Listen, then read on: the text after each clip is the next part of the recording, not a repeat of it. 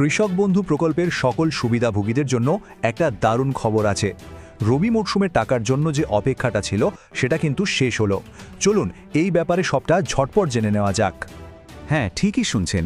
কৃষক বন্ধু প্রকল্পের রবি মরশুমের টাকা মানে যার যা প্রাপ্য সেই 2000 বা 5000 টাকা ইতিমধ্যেই সরাসরি ব্যাংক অ্যাকাউন্টে ঢোকা শুরু হয়ে গেছে।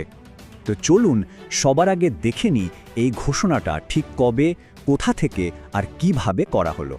এই মাসের 8 তারিখে স্বয়ং মুখ্যমন্ত্রী মমতা বন্দ্যোপাধ্যায় একেবারে গঙ্গাসাগর মেলা প্রাঙ্গণ থেকে এই টাকা পাঠানোর কথা ঘোষণা করেন। মানে ঘোষণা হওয়ার সাথে সাথেই টাকা পাঠানোর প্রক্রিয়াটা শুরু হয়ে গেছে। আচ্ছা, এই যে টাকা দেওয়া হলো এর প্রভাবটা ঠিক কতটা বড়? চলুন দেখি কতজন মানুষ উপকৃত হচ্ছেন আর মোট কত টাকাই বা দেয়া হচ্ছে। সংখ্যাটা শুনলে অবাক হতে হয়। এবার প্রায় 1,10,00,000-এরও বেশি কৃষক এবং নথিভুক্ত ভাগচাষী এই আর্থিক সহায়তা পাচ্ছেন।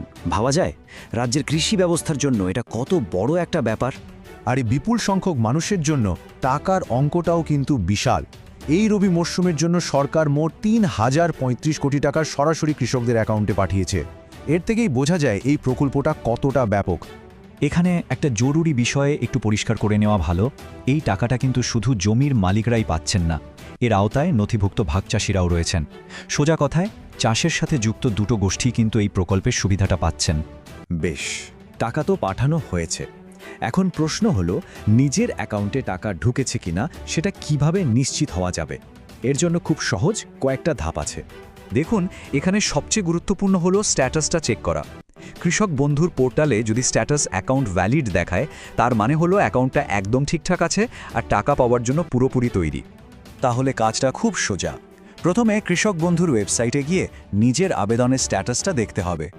যদি সেখানে অ্যাকাউন্ট ভ্যালিড লেখাটা দেখা যায় তাহলেই নিশ্চিন্ত। এরপরে শুধু নিজের ব্যাংক অ্যাকাউন্টটা চেক করে নিলেই হবে।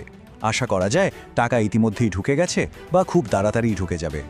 সবশেষে একটা ছোট্ট প্রশ্ন, কারা কোন জেলা থেকে টাকা পেলেন আর অ্যাকাউন্টে টাকা ঢুকেছে কিনা সেটা কমেন্টে জানালে কিন্তু খুব ভালো হয়। এতে বাকি যারা এখনও অপেক্ষা করছেন তারাও একটা ভরসা পান।